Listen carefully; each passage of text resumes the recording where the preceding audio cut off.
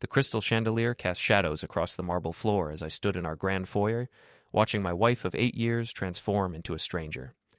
Vivienne held the prenup like it was a royal decree, her manicured fingers gripping the papers with the confidence of someone who believed they held all the cards. "Sign it, Eli," she said, her voice carrying that particular tone she reserved for dealing with contractors. "This is just a formality." I looked around the room at the assembled court of judgment.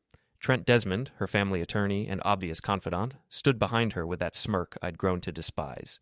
Bianca Morrison, Vivienne's best friend since prep school, watched from the leather sofa with barely concealed glee.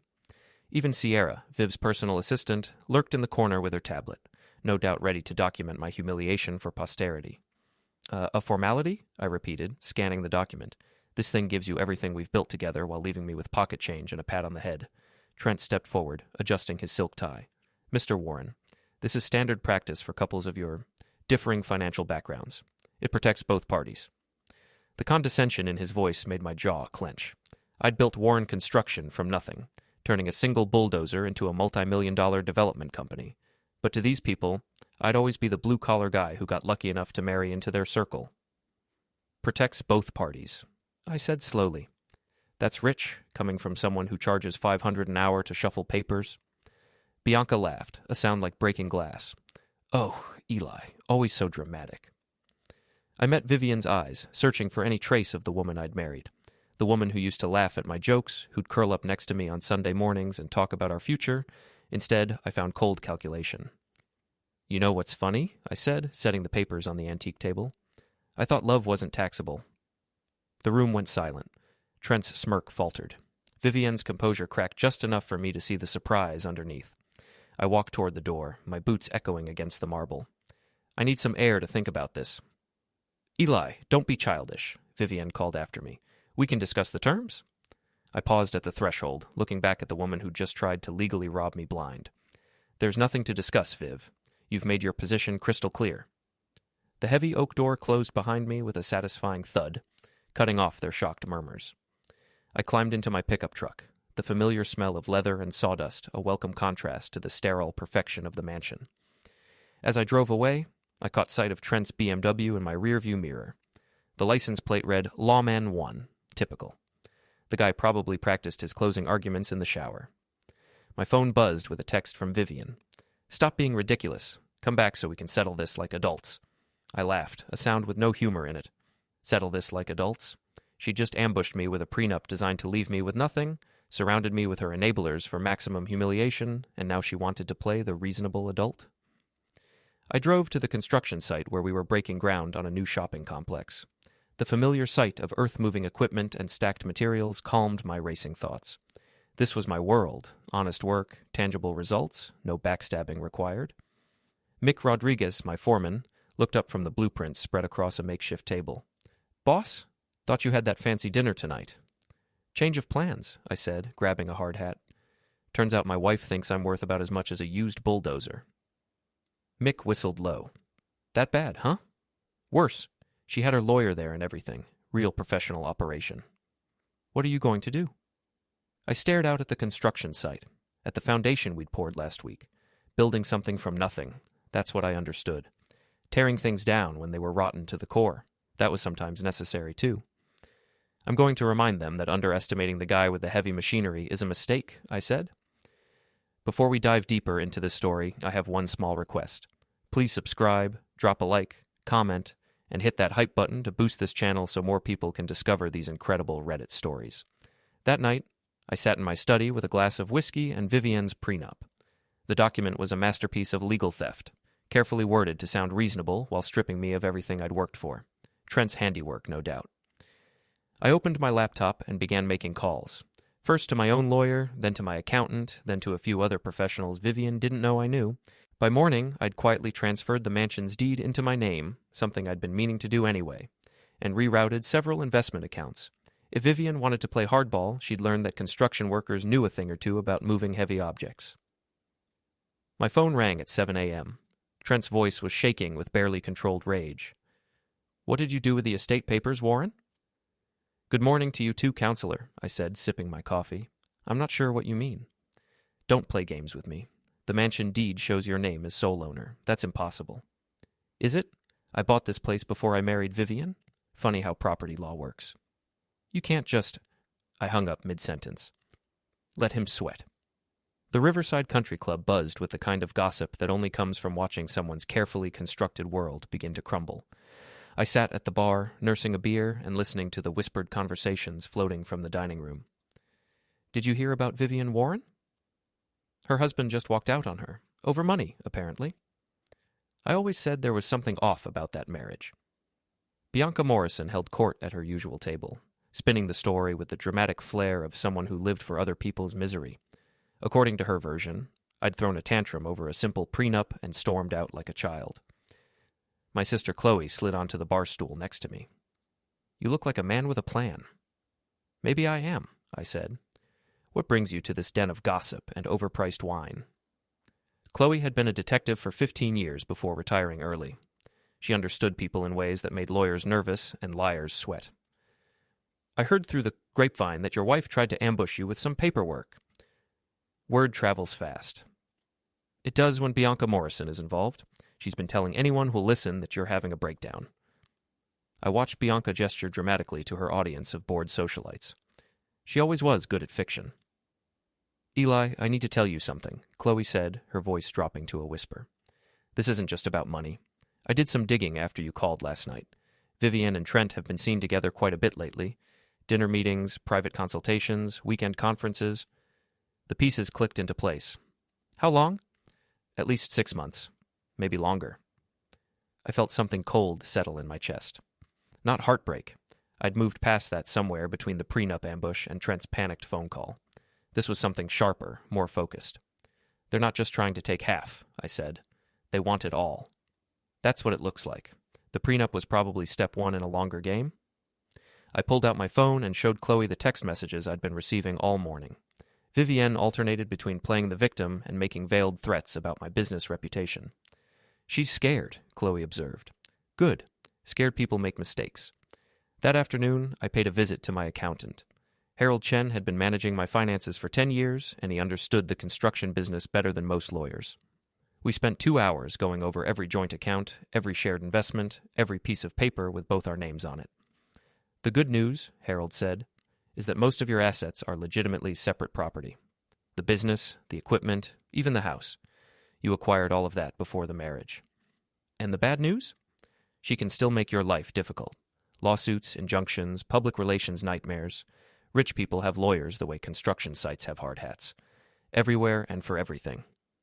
I thought about Trent's smug face, his expensive suits, his BMW with the vanity plates. What if we made her legal problems more expensive than her legal solutions? Harold smiled. Now you're thinking like a businessman. That evening, I implemented phase 2 of my plan. I called in favors from every contractor, supplier, and business contact I'd worked with over the years. By the time I finished, Vivienne's credit had been quietly flagged at a dozen high-end establishments around town. Not ruined, just questioned. The results were immediate. Bianca called Vivienne in a panic after her credit card was declined at their favorite spa. Sierra had trouble booking restaurant reservations that had never been a problem before. Small things, but humiliating for someone who lived for social status. My phone rang at 10 p.m. Vivienne's voice was tight with controlled fury. What did you do, Eli? I have no idea what you're talking about, I said. Is there a problem? My accounts are frozen. My credit cards aren't working. This is harassment. That sounds frustrating. Have you tried calling your bank? Don't play innocent with me. I know this is your doing. I let the silence stretch for a moment. Viv, if you're having financial difficulties, maybe you should talk to Trent. I'm sure he'd be happy to help. For his usual hourly rate, of course. She hung up without another word. The next morning brought even better news. Mick called to report that someone had been asking questions about our construction permits and safety records. Professional questions, the kind that came from lawyers looking for leverage. They're fishing, Mick said, but our paperwork is clean. Always has been. Good. Let them waste their time and money on a fishing expedition. I was reviewing blueprints when Sierra appeared in my office doorway. Vivienne's assistant looked nervous, constantly glancing over her shoulder as if she expected to be followed. Mr. Warren? Could I speak with you privately? Of course. I'll close the door. She sat across from my desk, her hands trembling slightly. I need you to know that I never agreed with what Mrs. Warren was planning. The prenup thing it wasn't right. What exactly do you know about Mrs. Warren's plans? Sierra pulled out her phone, scrolling through text messages. She's been coordinating with Mr. Desmond for months.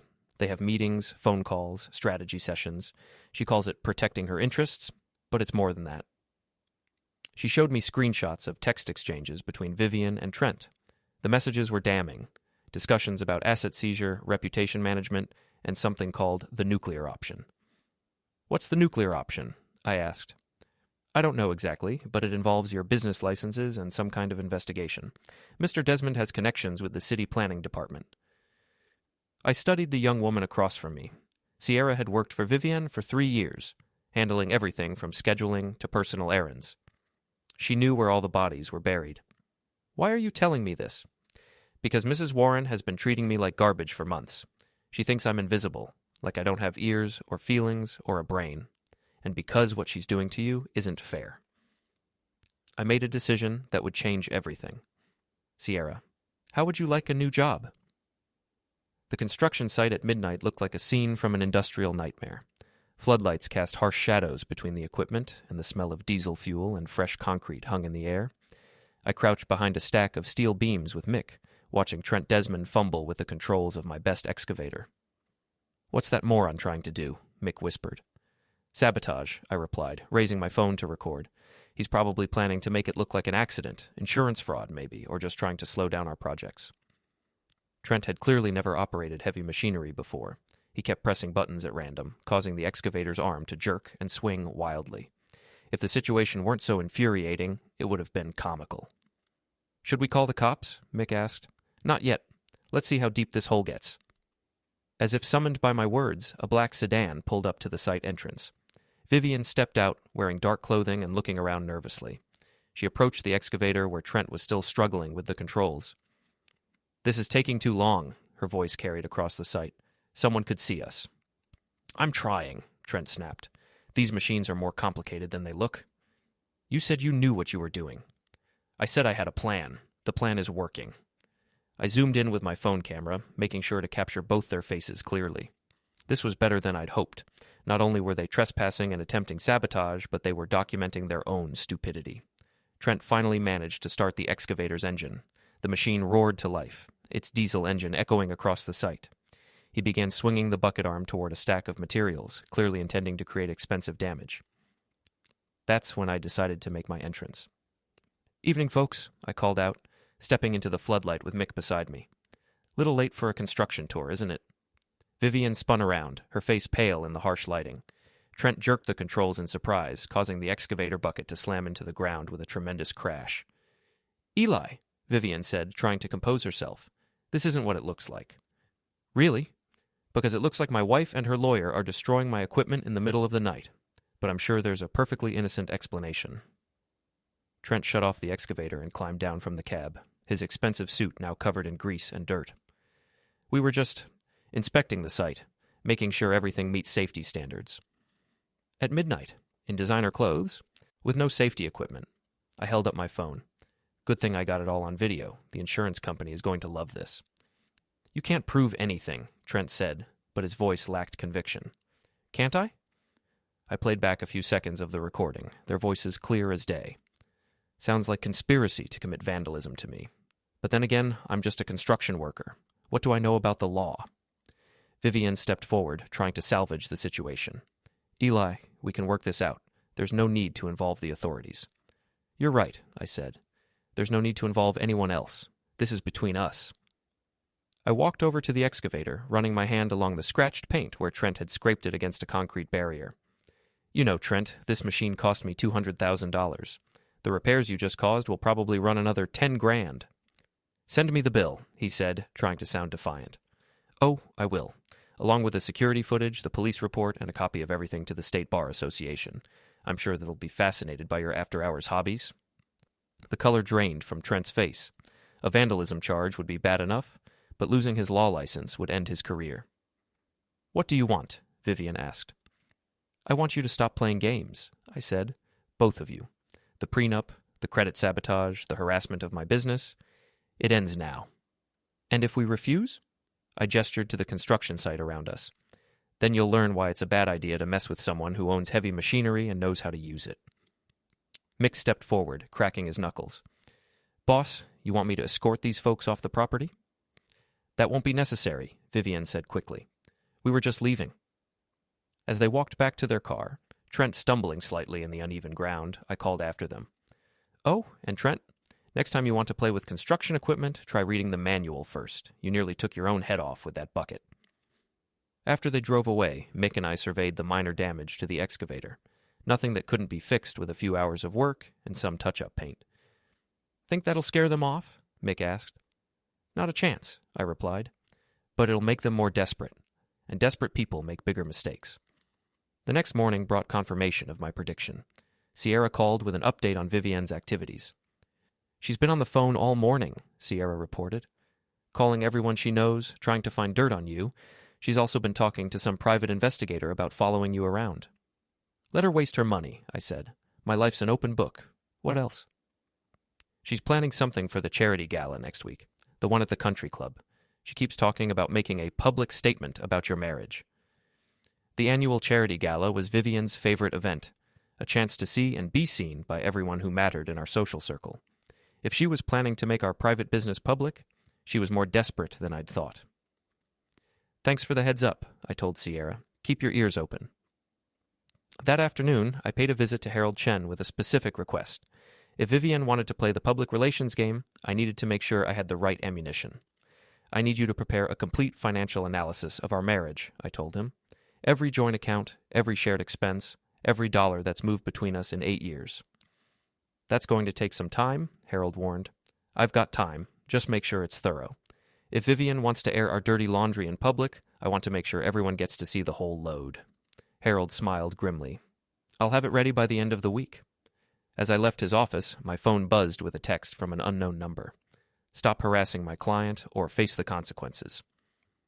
I showed the message to Chloe when she stopped by the construction site that evening. Trent's getting sloppy, she observed. Threatening text messages from his personal phone. I thought lawyers were supposed to be smarter than that. Apparently not this one. What did you find out about their relationship? Chloe pulled out a folder filled with photographs and documents. They've been meeting regularly for 8 months. Dinners, weekend trips, late-night visits to each other's apartments. Either they're planning the world's most complicated legal strategy, or they're having an affair. I studied the photos. Vivienne and Trent at an expensive restaurant, holding hands across the table. Vivienne leaving Trent's apartment building at 6 a.m. Trent's car parked in our driveway while I was out of town on business. How did I miss this? I asked. Because you trusted your wife, Chloe said. That's not a character flaw, Eli. That's what marriage is supposed to be about. I closed the folder, my decision made. Not anymore. The Riverside Country Club's annual charity gala was in full swing when I arrived, fashionably late and dressed in my best suit. The ballroom glittered with crystal chandeliers and the jewelry of people who had more money than sense. Vivienne held court near the auction tables, surrounded by her usual crowd of admirers and enablers. She looked stunning, I had to admit. The black evening gown hugged her figure perfectly, and her smile was radiant as she charmed potential donors. To anyone watching, she appeared to be the perfect society wife, graciously supporting a worthy cause. But I knew better now. Eli, Bianca Morrison approached with her trademark fake enthusiasm. So wonderful to see you here. Vivienne wasn't sure you'd make it.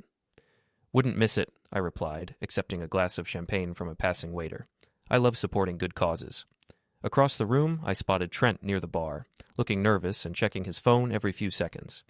He'd been avoiding eye contact since I walked in, which was probably wise given our last encounter at the construction site. Ladies and gentlemen, the event coordinator announced, we're ready to begin the evening's auction. Our first item is a week at a luxury resort in the Bahamas, donated by the Morrison family. The auction proceeded with the usual mix of overpriced vacations and art pieces that would spend their lives in storage. I participated occasionally, bidding on items I had no intention of winning, just to keep people guessing about my financial situation. Then came the moment I'd been waiting for. Our next item is very special, the auctioneer announced. A complete financial planning package donated by Desmond and Associates, including investment advice and estate planning services. Trent stepped forward to describe his donation, his voice carrying across the ballroom. At Desmond and Associates, we believe in helping families protect their assets and plan for the future. This package includes comprehensive financial analysis and personalized legal advice. I raised my hand. I'd like to ask a question about the donor's qualifications. The room fell silent. Trent's face went pale. "Certainly," the auctioneer said, though he looked confused by the interruption. I stood up, making sure my voice carried to every corner of the ballroom. "I'm curious about Mr. Desmond's expertise in family financial planning, given his recent involvement in some rather questionable activities." Murmurs rippled through the crowd. Vivienne shot me a warning look, but I was just getting started. "For instance," I continued, pulling out my phone, "I have video evidence of Mr. Desmond trespassing on private property and attempting to vandalize construction equipment. I'm not sure that's the kind of judgment I'd want in a financial advisor." I played a few seconds of the video, the audio clear enough for everyone to hear Trent's voice admitting to the sabotage. The room erupted in shocked whispers. Trent stepped forward, his face flushed with anger. "That's taken out of context. You can't just..." "Can't just what?" I interrupted. "Present evidence of criminal behavior? Show people what kind of man they're dealing with?" Vivienne stood up, trying to regain control of the situation. "Eli, this is neither the time nor the place for personal grievances." "You're right," I said. "This is a charity event. We should be talking about worthy causes and generous donations. Speaking of which, I'd like to make an announcement about my own charitable giving." I walked to the front of the room, accepting the microphone from the stunned auctioneer. The ballroom was quiet now, everyone hanging on my next words. "Many of you know that my wife Vivienne has been very involved in managing our family's charitable contributions," I began. "What you might not know is just how creative she's been with the accounting." I pulled out the financial analysis Harold had prepared, holding it up for everyone to see. "According to these records, Vivienne has been using our joint charity account as her personal shopping fund. Designer clothes, spa treatments, jewelry, all charged to accounts that were supposed to help underprivileged children." The gasps from the audience were audible now. Vivienne's face had gone white, her composure finally cracking. "That's not true," she protested, but her voice lacked conviction. "Isn't it?" I flipped through the pages of the report. $15,000 at Bergdorf Goodman, charged to the Children's Education Fund, $8,000 at a luxury spa billed to the Housing for the Homeless account. Should I continue? Bianca Morrison stood up, her face a mask of shocked betrayal. "Vivienne, please tell me this isn't true." But Vivienne couldn't speak. She stood frozen in the spotlight, her carefully constructed image crumbling in front of everyone who mattered to her. Trent tried to come to her rescue. "These allegations are completely unfounded. Mr. Warren is obviously having some kind of breakdown." I turned to face him directly. "Am I? Then perhaps you can explain why you've been coaching my wife on how to hide these transactions. I have text messages, Mr. Desmond, lots of them." I nodded to Sierra, who had been waiting near the back of the room. She stepped forward with a folder full of printed text exchanges between Vivienne and Trent, their conspiracy laid out in black and white. "These messages show months of planning," I announced. "Discussions about asset concealment, character assassination, and what they called the nuclear option, an attempt to destroy my business through false regulatory complaints." The room was in chaos now. People were standing, talking over each other, pointing at Vivienne and Trent. The carefully orchestrated charity gala had become a public trial, and the verdict was unanimous.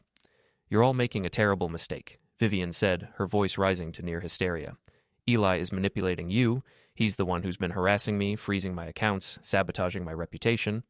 "Your reputation." I laughed, the sound echoing through the ballroom. "Lady, you sabotaged that all by yourself. I just provided the documentation." Vivienne's parents, who had been watching the spectacle from their table near the front, stood up and walked out without a word. The message was clear. Their daughter was on her own. Trent made one last desperate attempt to salvage the situation. "This is all circumstantial evidence. You can't prove any wrongdoing." "Can't I?" I pulled out my phone again. "Here's a recording of you admitting to attempted vandalism. Here are bank records showing fraudulent charity expenses. Here are text messages proving conspiracy. How much proof do you need?" Trent's shoulders sagged in defeat. His career was over, and he knew it. The State Bar Association would have a field day with this information. As the crowd began to disperse, many people stopping to shake my hand and express their support, I found myself face to face with Vivienne one last time. "You've ruined everything," she whispered, tears streaming down her face. "No," I replied quietly. "I just stopped letting you ruin me." She turned and walked away, Trent trailing behind her like a whipped dog. I watched them leave, feeling not triumph, but a strange sense of emptiness. 8 years of marriage ended in a ballroom full of strangers. "Hell of a show," Mick said, appearing at my elbow. "Remind me never to get on your bad side." "It's not about sides," I said. "It's about truth. And the truth is, some people will take everything from you if you let them." 3 days after the charity gala disaster, my phone rang at 6 in the morning. Vivienne's voice was different now, desperate, angry, with an edge of hysteria I'd never heard before. "You think you've won," she said without preamble, "but this isn't over." I sat up in bed, instantly alert. "What do you want, Viv?" "I want you to meet me, tonight, the construction site where you humiliated Trent. We're going to settle this once and for all." "There's nothing left to settle. Your reputation is gone, your lawyer is facing disbarment, and your parents have cut you off. It's over." "It's not over until I say it's over," she snapped. 9 p.m., Eli. Come alone, or I'll make sure everyone knows what kind of man you really are." The line went quiet. I stared at the phone, wondering what final card she thought she had left to play. I called Chloe immediately. "She wants to meet tonight, at the construction site." "That sounds like a trap," my sister said. "What's she planning?" "I don't know, but I'm not going alone. Can you be there?" "Try and stop me. I'll bring backup too. Some of my old cop friends who owe me favors." At 8:30 that evening, I arrived at the construction site with Mick and 2 of our most reliable crew members. Chloe was already there with Detective Ray Martinez, a 20-year veteran who specialized in domestic disputes. "Whatever she's planning," Martinez said, "we'll have it on record. I've got cameras set up around the perimeter." We didn't have to wait long. At exactly 9 p.m., a convoy of 3 black SUVs pulled up to the site entrance. Vivienne stepped out of the lead vehicle, followed by Trent and 4 men I didn't recognize. They looked like private security, expensive suits, earpieces, the kind of guys rich people hired when they wanted to intimidate someone. "Quite an entourage," Mick observed. "She really thinks she's some kind of crime boss now." Vivienne walked into the circle of floodlights we'd set up, her heels clicking on the concrete. She'd traded her usual designer outfits for all black clothing, like she was attending a funeral. Maybe she was. "Hello, Eli," she said, her voice eerily calm. "Thank you for coming." "Let's get this over with," I replied. "What do you want?" She gestured to the men behind her. "I want you to understand that you've made some very powerful enemies. These gentlemen represent certain business interests that don't appreciate having their investments threatened." I looked at the hired muscle, unimpressed. "What investments? Your shopping addiction?" "The charity money you've been so concerned about," she continued, "wasn't just for my personal use. It was funding some very important projects that certain people want to see continue." The pieces clicked together. "You weren't just stealing from charity accounts. You were laundering money." Trent stepped forward, looking nervous, but trying to maintain his lawyer facade. "Mr. Warren, you've stumbled into something much bigger than a marital dispute. These people are offering you a chance to walk away quietly." "And if I don't?" One of the security men opened his jacket, revealing a shoulder holster. The message was clear, but they'd made a crucial mistake. They'd threatened me on my own property, in front of witnesses, with cameras rolling, and they'd forgotten that construction workers deal with dangerous situations every day. I pressed a button on my phone, and the construction site's security system activated. Floodlights blazed to life, illuminating every corner of the area. Air horns blared, and the site's PA system crackled to life. "Ladies and gentlemen," my voice echoed across the site through the speakers, "you're trespassing on private property. You have 30 seconds to leave before the authorities arrive." The security men looked around nervously, realizing they were completely exposed and surrounded by cameras. Their intimidation tactics worked better in dark alleys, not construction sites lit up like football stadiums. "You're bluffing," Vivienne said, but her voice wavered. "Am I?" I gestured to the perimeter of the site, where police cars were pulling up with their lights flashing. "I called them before you arrived. Funny how quickly they respond when you mention armed trespassers." Detective Martinez stepped into the light, his badge clearly visible. "NYPD.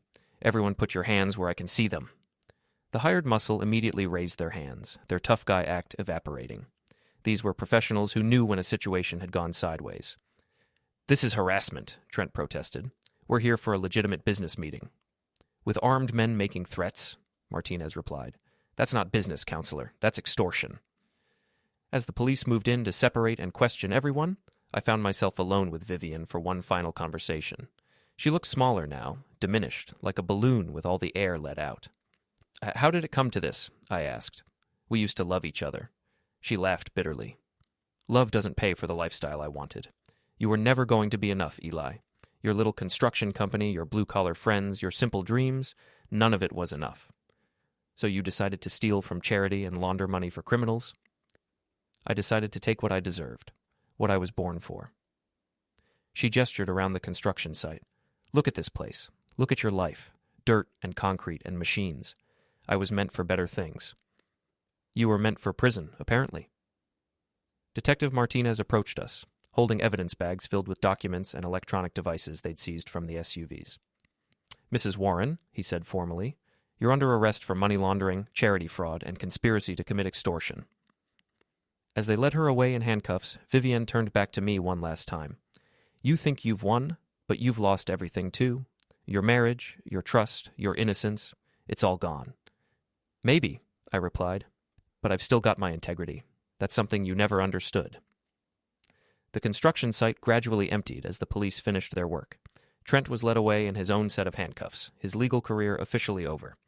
The hired security team was processed and released. They were just employees following orders and smart enough to cooperate fully with the investigation. Mick and I stood alone among the construction equipment, watching the last police car disappear into the night. So what now, boss? He asked. I looked around at the construction site, at the foundation we'd poured, at the skeletal framework of the building that would soon rise from this ground. Tomorrow, we'd continue the work.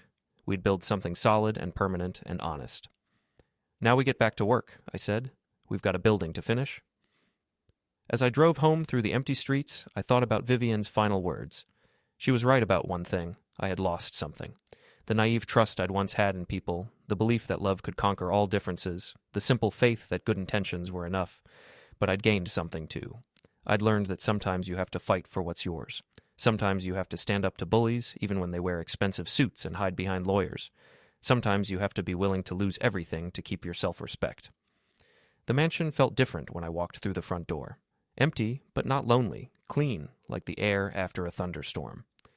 I poured myself a whiskey and sat in my study, looking out at the grounds where I'd built a life with someone who'd never really been there at all. My phone buzzed with a text from an unknown number. This isn't over. I deleted the message without reading it twice. Some fights end with a knockout punch. Others end when one person simply refuses to keep fighting. This one was over.